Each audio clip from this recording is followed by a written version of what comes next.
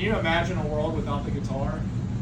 It almost seems impossible to. Stevie Wonder once said in his song Sir Duke, music is a world within itself, with a language we all understand. The guitar has major influence on every aspect of music. My name is Charles Taylor, and I'm an avid music listener, as well as an okay guitar player. People share their love for the guitar for connection and also to feel emotions. Today I will be giving you a speech on the history and origin of the guitar. So first, let's move on to the definition of the guitar.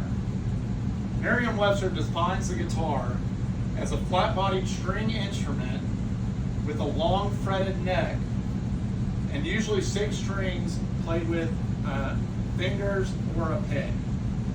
Stringjoy.com also says the word origin of the guitar comes from the ancient Greek word kitara.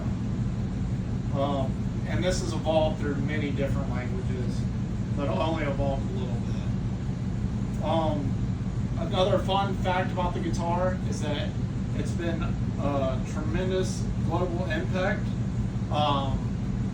GuitarDynamic.com states that 810 million people around the world play the guitar, and that equates to about 10% of the population roughly.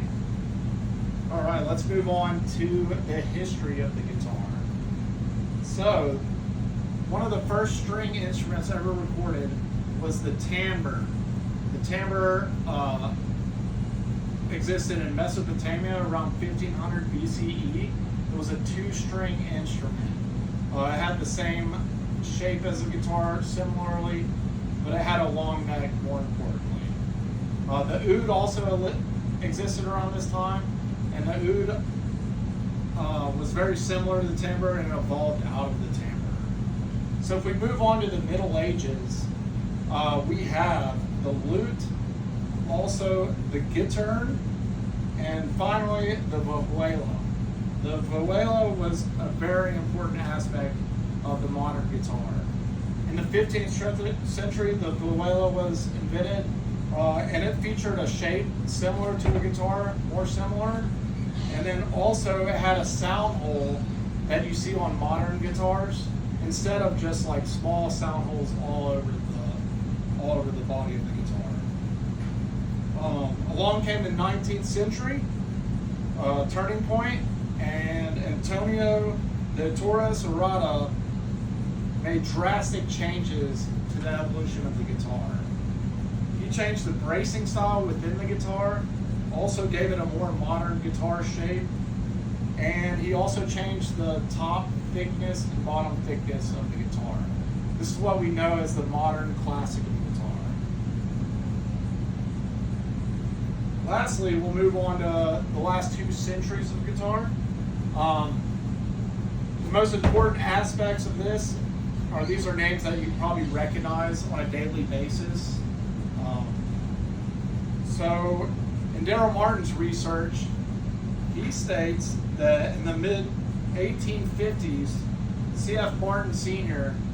made changes to the guitar by making X bracing, and the X bracing is a style that we still see today in guitars. It's still used. In the 1890s, Orville Gibson, he changed the guitar by making the archtop guitar. The archtop guitar consisted of a solid front piece and a solid back piece, which was unheard of at the time. One piece of wood. In 1829, Martin and Company also made another drastic change to the guitar. They developed the 14-fret board for the guitar. This was in challenge to a banjo player that actually wanted more frets on his guitar with steel strings. In 1932, we had a huge drastic change in guitars.